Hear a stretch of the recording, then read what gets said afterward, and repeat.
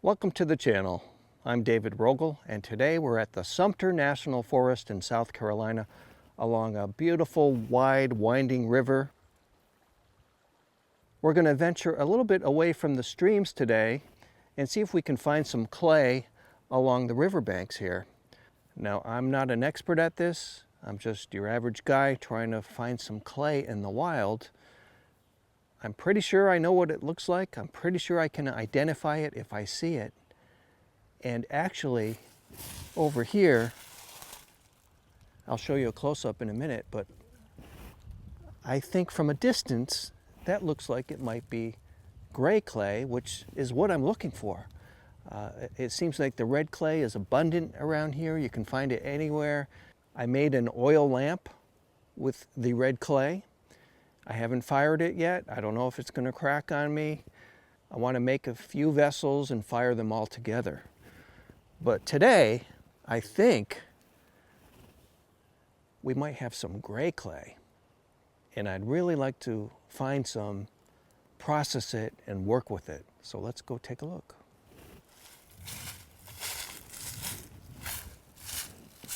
I just want to take a moment and talk about the church today.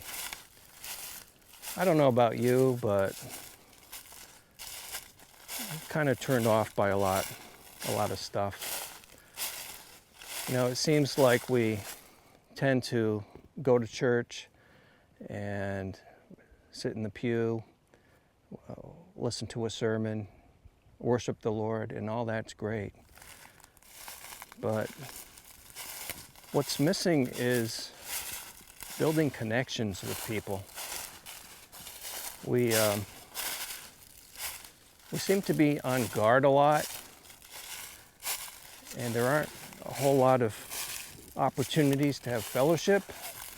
Yeah, I mean, we have our Baptist potlucks. I don't think I'm going to get down there. Wow. How do I get across there?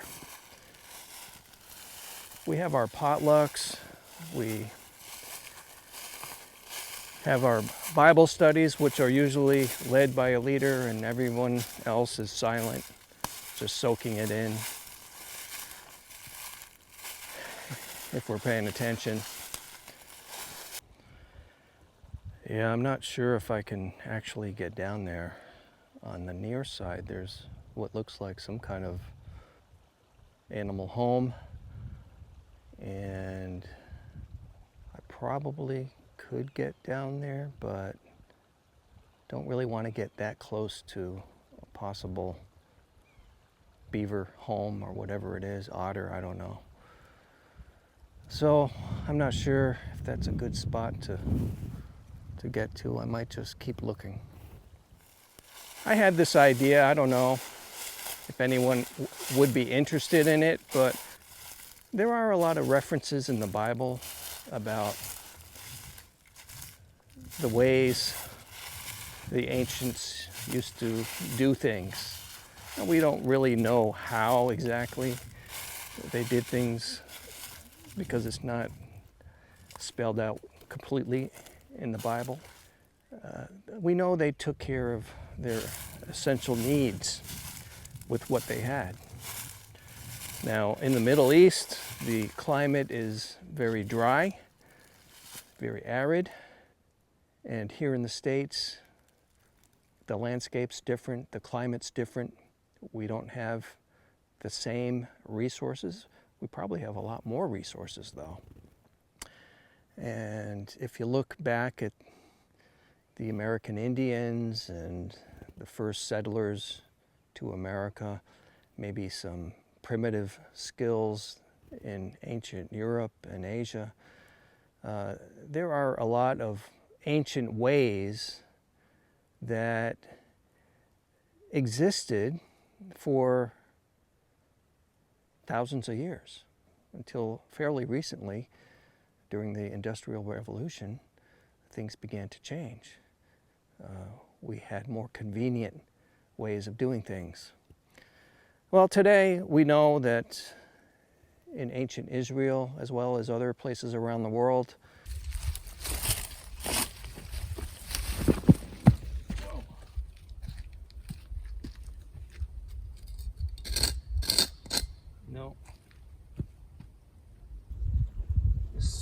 a lot of organic matter. You know what? I don't think that's it. That's not it. We're gonna have to keep looking.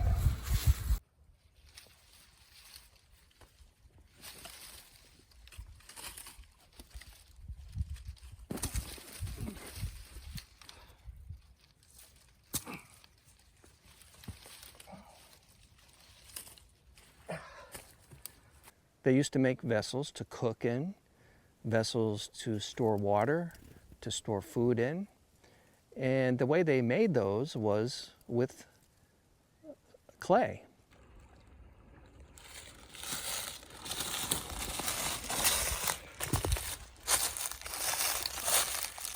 Yep, we definitely have beavers. They processed some clay and made it pliable, and then they molded it into different forms. Hath not the potter power over the clay of the same lump to make one vessel unto honor and another unto dishonor?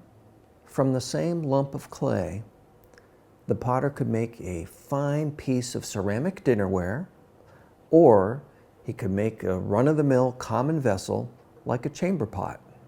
And then they molded it into different forms and fired it in some sort of primitive kiln. And that's what I want to explore. That's what interests me. Where in the Bible are these references? And how did they make these things? Remember the man with the palsy somewhere around the Sea of Galilee? Jesus had come and was teaching, and he was healing people to prove his deity. And this man with the palsy, he couldn't get in. He couldn't get into the building where Jesus was. So he got some people to lower him down through the roof. And behold, men brought in a bed a man which was taken with a palsy, and they sought means to bring him in and to lay him before him. And when they could not find by what way they might bring him in because of the multitude, they went upon the housetop and let him down through the tiling with his couch into the midst before Jesus. The Greek word for tiling means earthenware or pottery. And it sounds like what these men did was they got up on the roof, they removed the ceramic tiles, maybe they removed some of the support structure underneath it, and lowered the man down.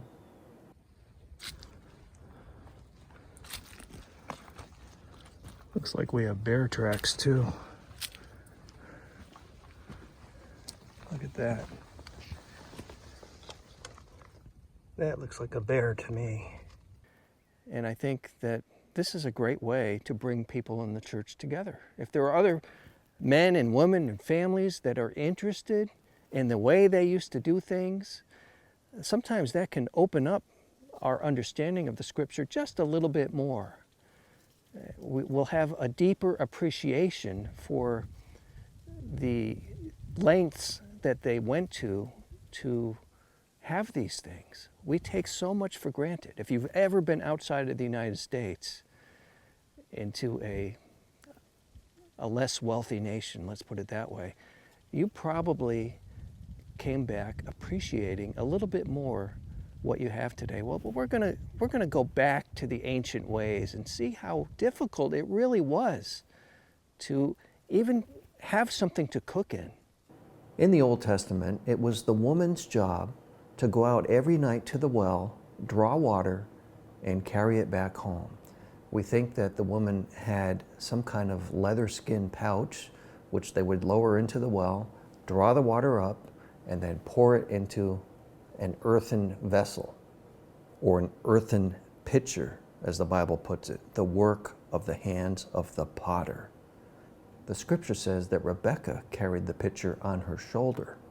The woman at the well probably had the leather pouch and this earthen vessel, and when she got to the well, Jesus was there waiting, and he asked her to draw some water for him. But he didn't have any of this equipment to draw the water out, so he broke the taboo against speaking to a woman of Samaria, and asked her to give him some water. By the way, I wonder if she was a large woman, because after all, she was a woman of some area.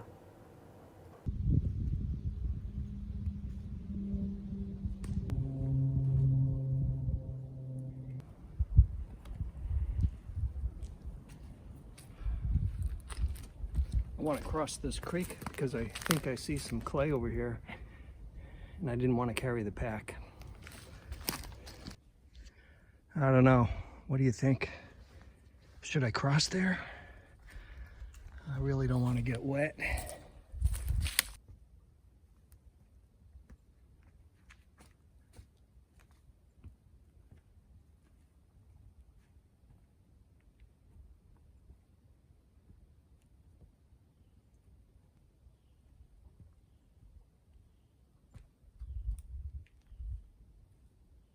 Ta-da!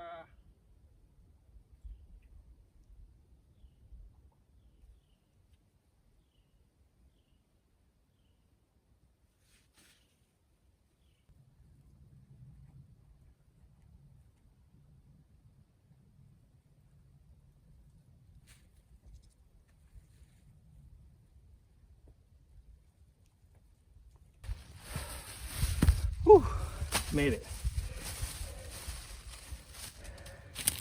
That looks like pretty good clay. If I squeeze it together, look at that. It forms a nice round ball sitting right on the surface of this creek bed. This leads into the main river. So I thought the banks might not be as steep, and I was right. Much easier here. Look for creeks.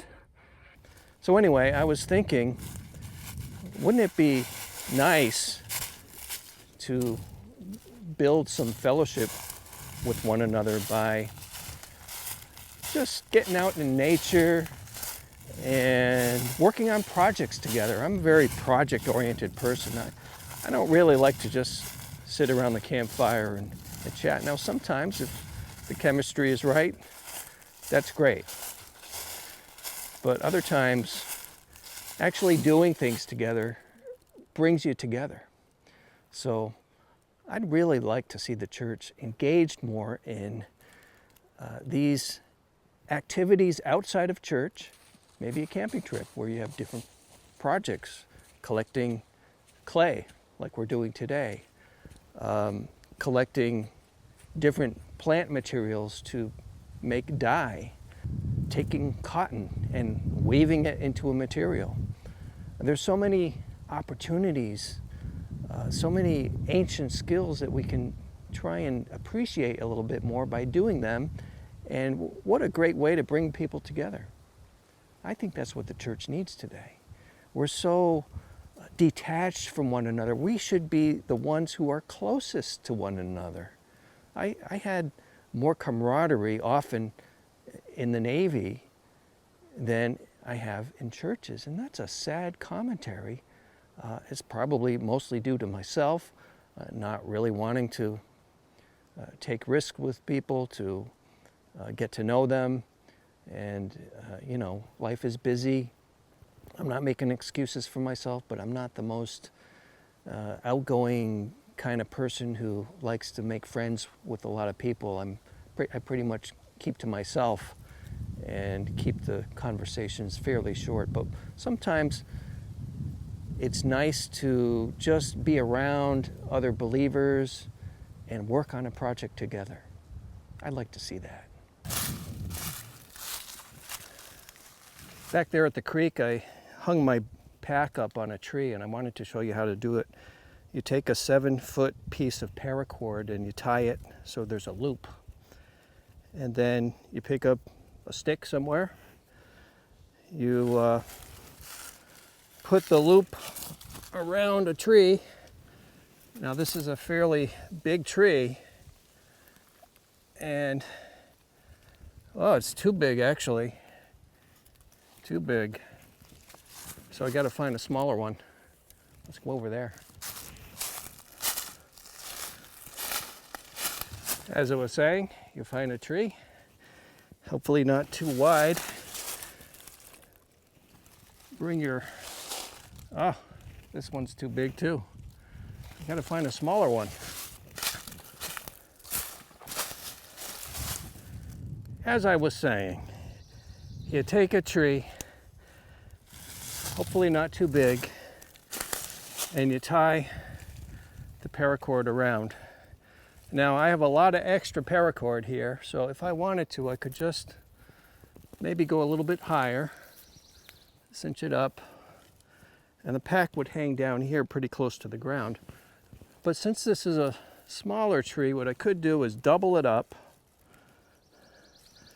then put it around,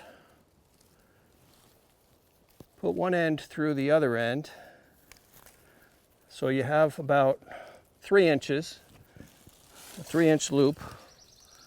You take your pack, if you have a hanger strap, you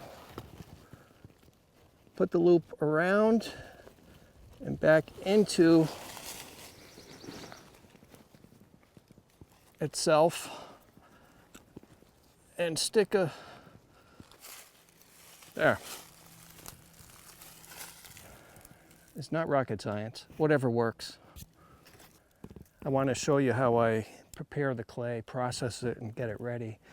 But first I'm starving, so I'm gonna make some more beef stew.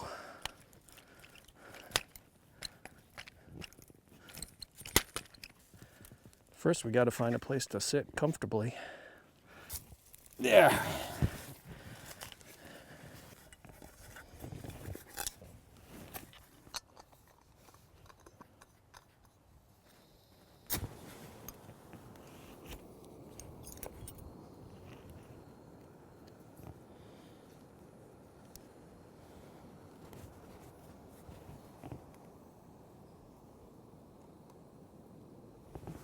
Since I'm out here in the middle of nowhere cooking beef stew and having seen bear tracks and having it so warm now, I'm sure the bears are out.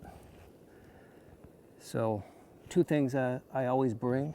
Number 1 is a bear horn. Fortunately, it does have a safety feature, so I won't accidentally hit it in my pocket. It just warns the bears of my presence. And I also carry bear spray. I do not want an encounter with a bear, but in case I do, I'm ready. Oh, that was good. I think what I'll do is I'll go back to the creek, I'll wash out my pot and get some water so we can start processing the clay.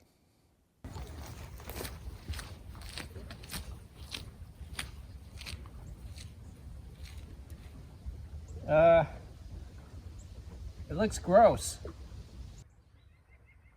It looks pretty gross. I don't know.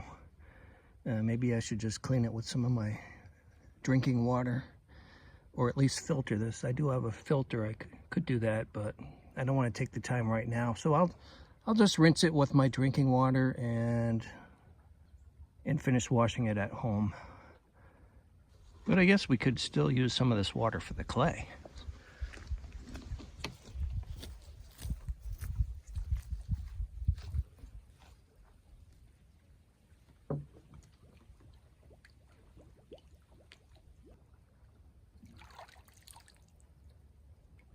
Looks pretty gross.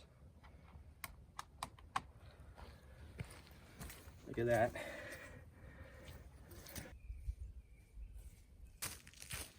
Hi, Mom. All right, we're about ready to start processing this clay. The last time I collected some clay, I brought it home and I spread it out on a piece of cardboard on the porch. It was outside. It got full afternoon sun and it dried pretty well into these large clumps of clay. Now there is some organic matter in here. I see little branches, maybe some dirt, which is okay, some leaves. So what we're going to do now is turn this into a powder, and the way I figured we'd do this is by using this little piece of cardboard. All I did was take a box as a platform and cut some of the sides and taped it in so it would entrap any clay particles. So the idea is to stick the clay in here, bang it with a rock or a hammer. I happen to bring a hammer. And then we'll turn it into a powder.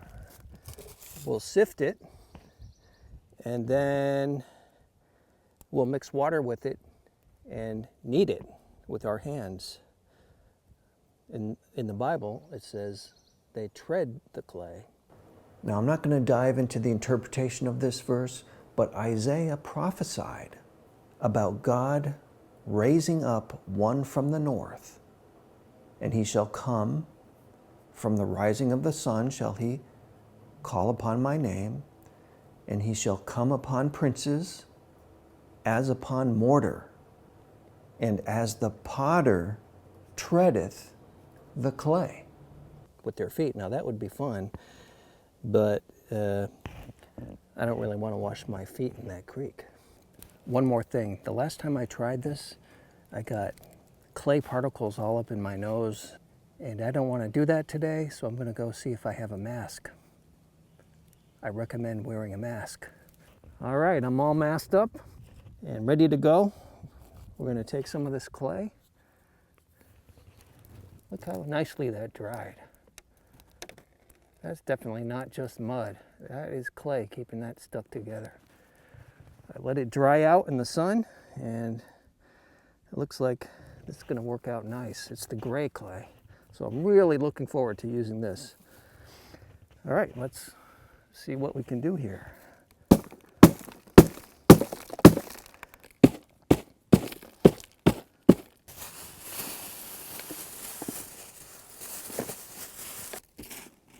All right, I think what I want to do now is sift some of this. So I'm going to take this empty vinegar container, my sieve, and we're going to pour this through. Hopefully we won't spill too much.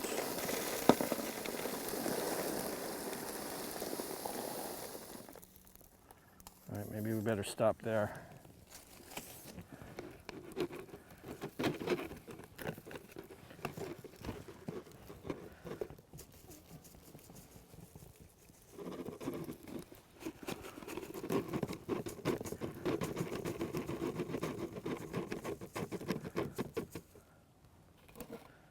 So we didn't get a whole lot so far.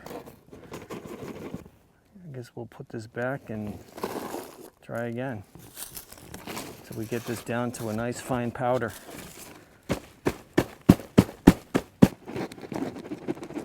It seems to be coming out this side, so if I can tilt it. There are tricks that come to you as you do things, as you try things that you've never done before. I guess that's what they call experience.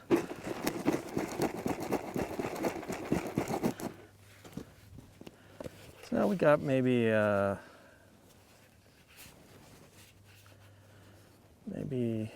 about an inch at the bottom there. I was hoping to get a lot more, but that's the way the clay crumbles.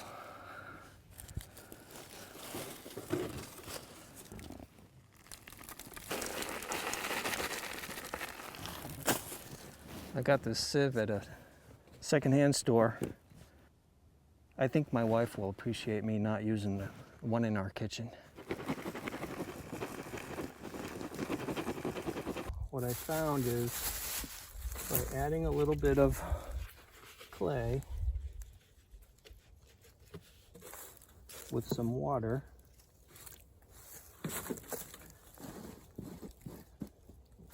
don't want it too watery.